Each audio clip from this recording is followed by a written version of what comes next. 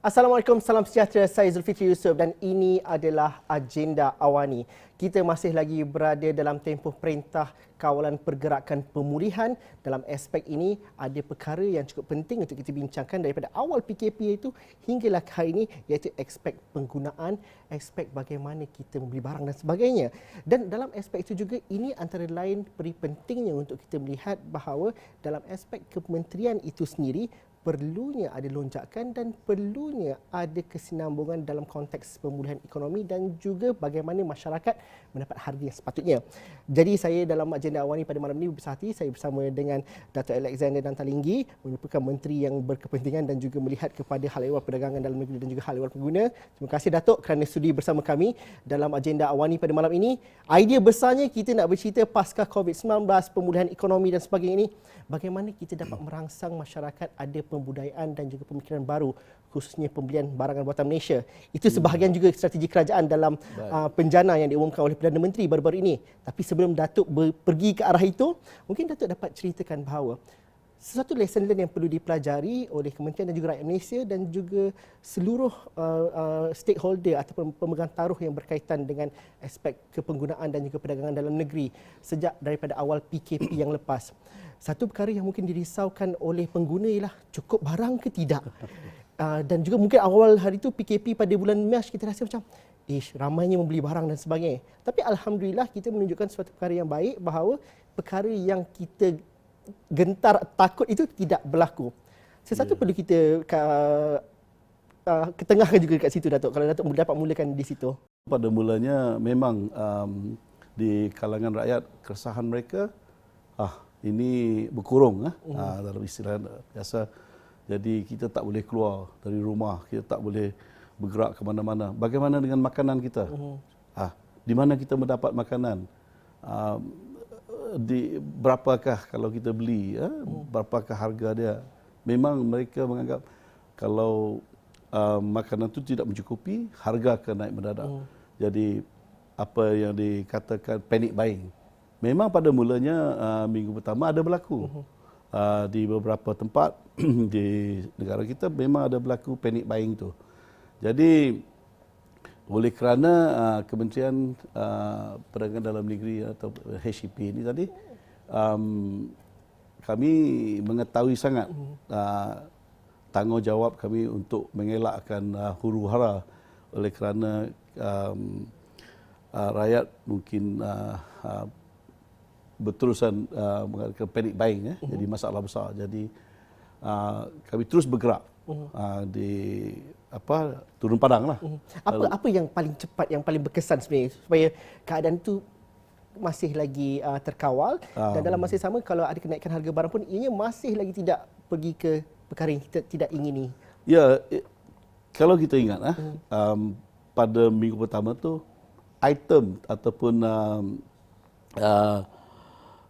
yang diminta oleh rakyat yang sangat penting pada itu adalah barang makanan, topeng muka. Topeng muka Penutup muka mulut.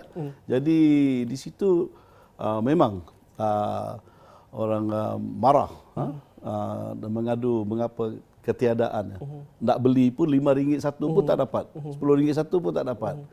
Jadi yang pertama yang kami buat adalah saya pergi melawat ke kilang topeng muka ni, face mask, untuk mengetahui apa keadaan sebenarnya. Berapa juta dalam satu hari ataupun satu minggu mereka boleh keluarkan untuk kegunaan. Jadi kita dapati memang tidak mencukupi. Kita seharusnya import ataupun beli dari negara. Tapi pada masa itu negara China yang banyak jual kepada kita juga menghadapi masalah yang sama dan mereka juga memerlukan topeng muka. Jadi pada masa itu harga yang penting. Harga siling pada masa itu 1 ply itu 3 lapis. Yang ada filter tu dihadkan harga silingnya 80 sen 1 keping. Jadi orang tak nak jual. Dia ada pun dia tak jual. Sebab dia nak jual dengan harga yang lebih tinggi sebab permintaan tu memang sangat mendesak. Jadi KPDN HCP harus berbuat sesuatu. Jadi kami buat satu warta dinaikkan ke harga sini RM2. Tidak boleh menjual lebih dari RM2. Dengan tindak sebegitu, sudah tentulah yang kami jangkakan ada yang dapat membeli import daripada negara China. Dan dengan secepat caranya menggunakan pesawat pun. Sebab dia ada margin dia jual. Itu tempoh yang kita pelajari cukup banyak di situ. COVID mengajar masyarakat, rakyat, malah juga di kementerian banyak perkara yang boleh diperbaiki dan juga dipelajari di situ. Akan tetapi kita nak bergerak ke hadapan. Ini fasa untuk pemulihan ekonomi. Kita bercerita mengenai penjana antara lain 3 perkara itu ialah perkasakan rakyat, kita nak melonjakkan perniagaan dan juga merangsang ekonomi. Tetapi akhirnya nanti ialah ianya saling berantai antara satu sama lain. Strateginya untuk memastikan PKS kita dapat berdaya saing, perniagaan tempatan kita dapat mendapat pasaran dan sebagainya. Dan salah satu cara paling mudah untuk sampai ialah perlunya ada kempen seperti kempen untuk membeli barangan tempatan. Dan tambah lagi dengan semangat dan juga kebersamaan yang ada ketika kita menentang COVID-19, itu perlu dibawa sekali untuk menonjolkan ekonomi. Kita perlu bergandingan bersama juga untuk membelikan barangan tempatan dan sebagainya. Dan ini akan memastikan bahawa ekonomi kita di domestik ini dapat pulih seperti sedia kala. Dalam aspek itu, bagaimana strategi daripada kementerian memastikan bahawa kempen beli barangan buatan Malaysia ini sesuatu yang orang kata perjuangan lah kot untuk menonjolkan ekonomi dan berbeza dengan kempen-kempen yang seumpamanya sebelum ini. Untuk kita memulihkan ekonomi kita. Kalau boleh sebelum saya sampai ke situ, biar saya bagi lataran belakang sedikit. Kalau kita ingat, pada mulanya tujuan kita adalah untuk menjaga keselamatan. Tak ada orang dijangkiti, tak ada kes mati dan sebagainya. Jadi juga masa itu kita jaga kepentingan rakyat kita pengguna. Bekalan makanan mencukupi, rantaian bekalan tidak tergugat dan sebagainya, dan harga pun tidak naik mendadak. Itu kita berjaya. Lepas tu Kementerian Kesihatan dan kementerian-kementerian lainnya, tapi yang ke depan itu adalah Kementerian Kesihatan bergalaskan tugas mereka dengan cemerlang sekali. Lepas tu kita sampai ke satu lagi fasa, mula-mula PKP, lepas tu PKP bersyarat. Lepas tu PKP pemulihan sekarang. Jadi itu pun kalau kita semestinya kita mesti melihat itu sebagai kebijaksanaan pemimpin kita, Yang Amat Berhormat Perdana Menteri yang mengetuai kabinet dan sebagainya. Kita jaga keselamatan, lepas tu kita seharusnya juga membuka ruang untuk kita balik kepada normal ataupun tapi the new normal mestilah masuk SOP baru. Jadi bila dilonggarkan oleh kerana kita dapat kesan di mana red spot ataupun kawasan yang memang teruk sangat dengan COVID-19 ni, dan mana yang macam di luar bandar Sarawak dan luar bandar di Semenanjung pun sama, di Sabah green zone yang tak ada masalah. Jadi kita masih kawal tapi kita buka sikit. Lepas tu kita sampai ke sekarang ke economic recovery punya fasa dia. Jadi pemulihan ekonomi, jadi sebab negara kita tidak dapat kembalikan aktiviti ekonomi di mana-mana negara pun. Sama juga. Sebab itu kita membangun ekonomi bersama. Pelan jana semula ekonomi negara, penjana dibentangkan dan juga sekarang dilaksanakan oleh Yang Amat Berhormat ataupun kerajaan sekarang. Jadi ini penting kerana industri kita seharusnya bergerak ke semua mana-mana rantaian perniagaan tu mesti bergerak. Sebab orang tidak sepatutnya hilang pekerjaan. Jadi peniaga-peniaga seharusnya tidak tutup perniagaan tu. Peniaga-peniaga seharusnya menjalankan perniagaan mereka supaya ekonomi kita boleh kembali ke tahap yang sebelum COVID, kalau boleh yang lebih hebat daripada masa itu. Jadi kehidupan kita life has to go on, kata orang. Seharusnya kita pergi ke depan. Sebab itulah dengan penjana tu ada banyak diumumkan bantuan-bantuan dan pada mula dengan prihatin bantuan.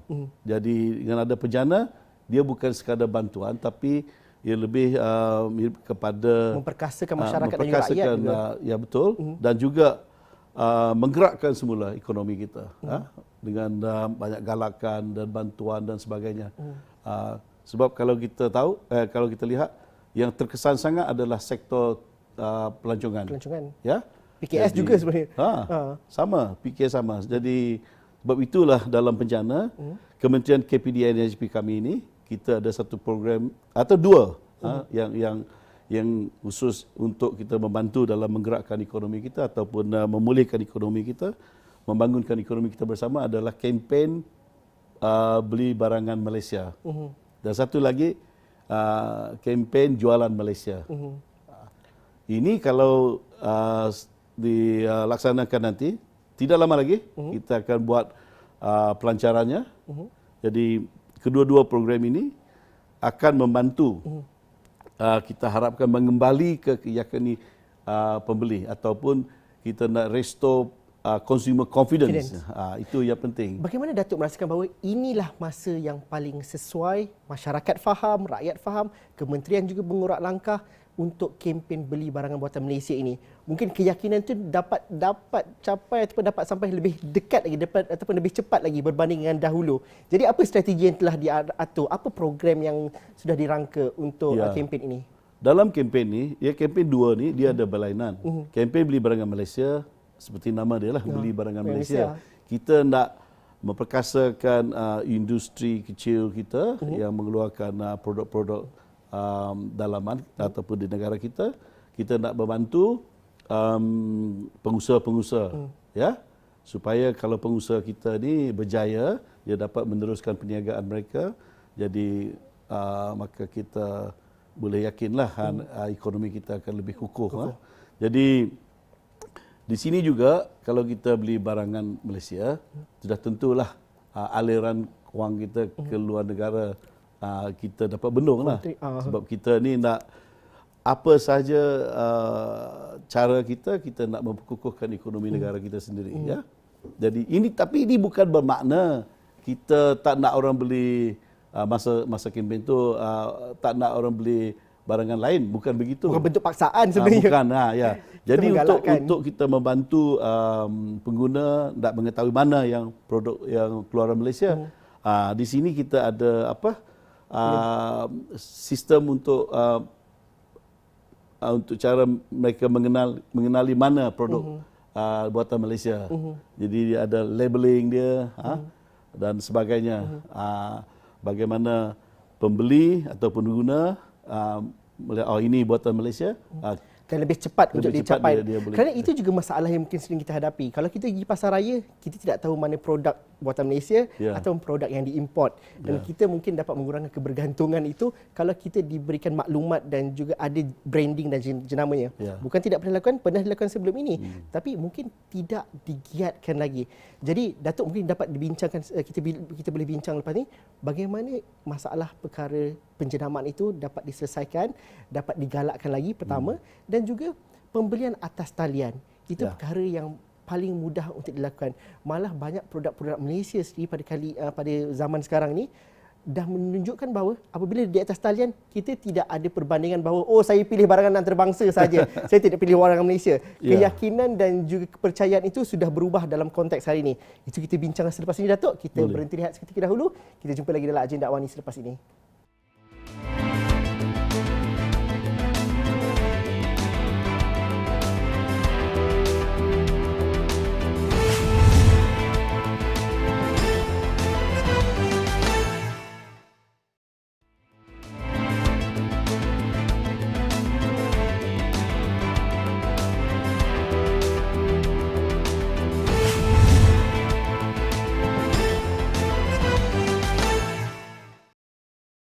Okey, bertemu lagi kita dalam agenda awal ni. Kita masih lagi bersama dengan Datuk Alexander Nathalinggi.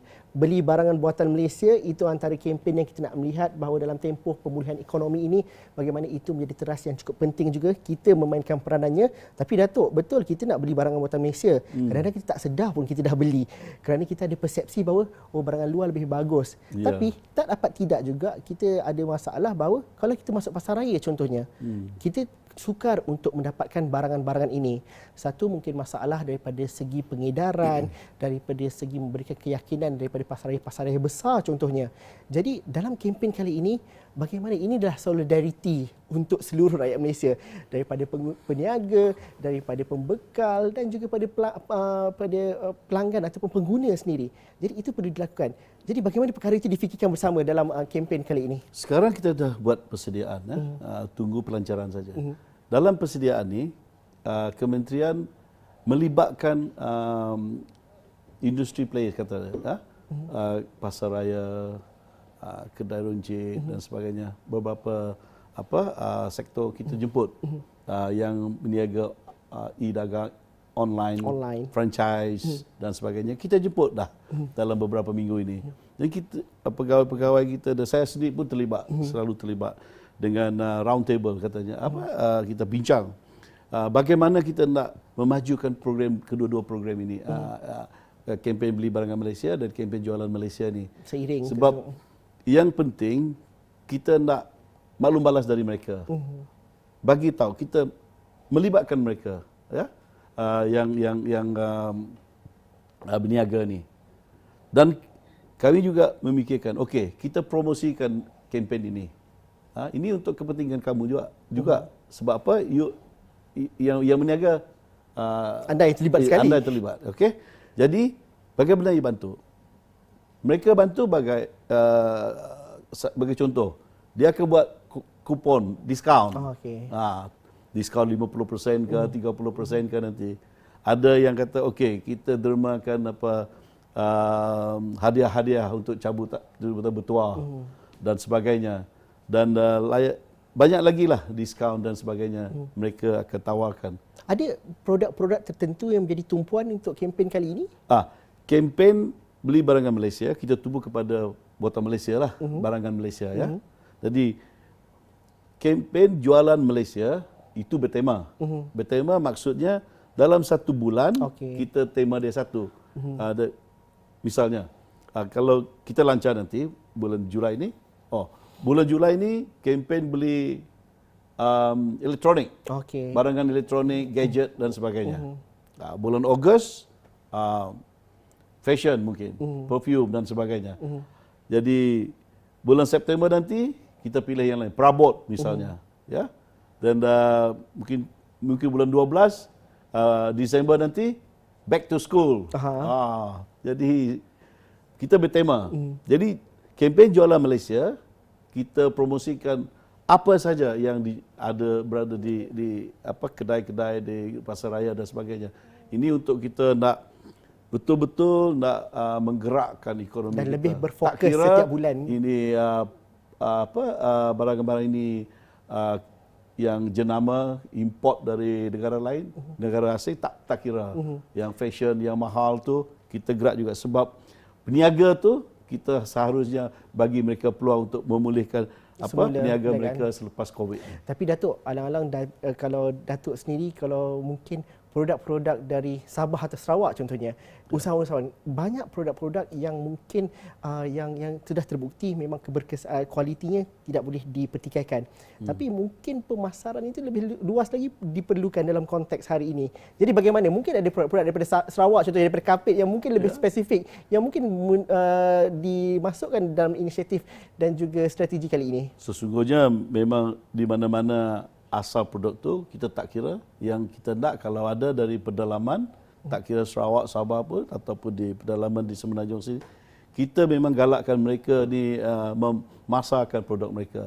Jadi sekarang yang lebih membantu kita sebab ada kesedaran baru, norma baru mungkin. Banyak transaksi dibuat melalui e-dagang, cara e-dagang, online business dan sebagainya.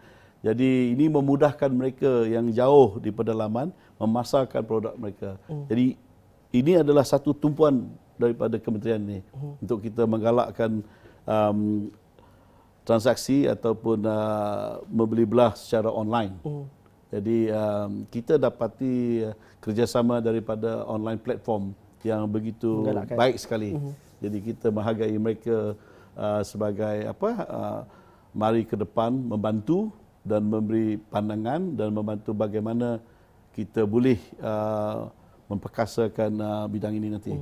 Datuk, ini memerlukan partisipasi semua pihak, daripada peniaga, daripada platform, penyedia platform talian atas talian, daripada pengguna juga. Jadi bagaimana itu dapat digembling, dapat digerakkan, dan akhirnya nanti bagaimana sasaran daripada pihak kementerian sendiri untuk melihat keberkesanan dan juga hasil yang kita jangkakan melalui kempen ini, Datuk? Kalau dapat kita... Kalau kita bincang hal e-dagang ataupun e-commerce atau beli data lihat, kita ada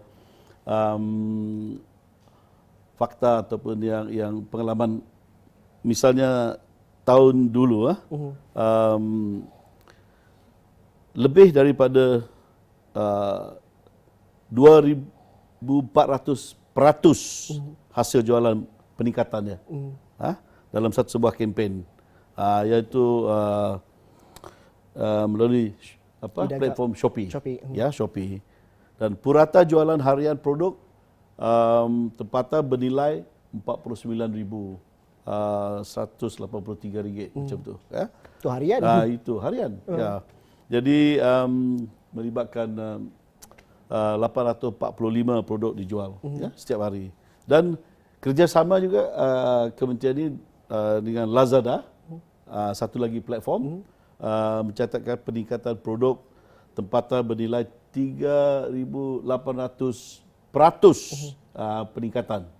Jadi pasaran lain peningkatan sebanyak 35% dalam jumlah jualan dalam tahun 2009. Jadi tahun ini kita sasar ke lebih tinggi daripada itu, walaupun hampir setengah tahun kita ada dalam masa COVID.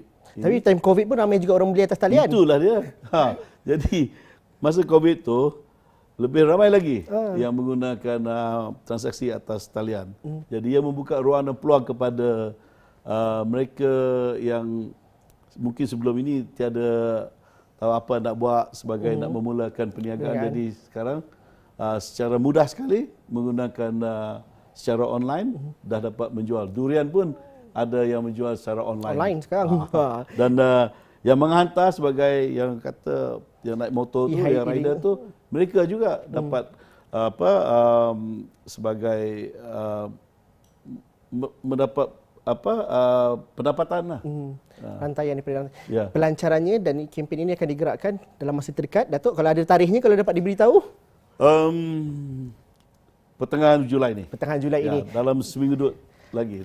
Jadi dekat ini sekali. Dekat sekali, dan ini saya rasa memerlukan partisipasi oleh semua, dan ini juga perkara dan juga semangat yang kita perlukan, khususnya dalam konsep ataupun dalam fasa kita memulihkan ekonomi ini. Datuk, banyak lagi nak cerita, mungkin kena datang lagi semula lepas pelancaran nanti, kalau boleh kita berbual dan juga kita spesifikkan lagi bagaimana keberkesanan dan juga penerimaan yang kita boleh sukat nanti kat situ. Terima kasih, Datuk. Itu saja masa kita ada malam ni. Kalau boleh saya buat satu pesan kepada semua.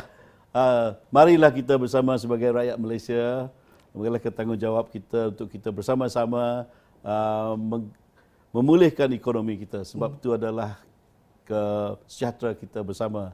Bila kempen jualan Malaysia dan kempen beli barangan Malaysia ini dilancarkan nanti, kalau dia berjaya, sudah tentu dah kesannya adalah begitu baik, begitu positif kepada ekonomi kita dan kepada kesejahteraan kehidupan kita semua.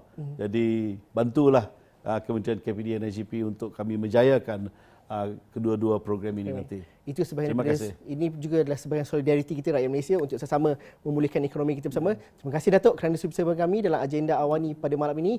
Terima kasih juga kepada anda yang menonton. Jika ada pandangan, cadangan, teruskan bersama kami di platform media sosial kami, Facebook ataupun Twitter @Awani. Sekian sahaja agenda Awani malam ini. Assalamualaikum dan salam sejahtera. Kita jumpa lagi. Terima kasih.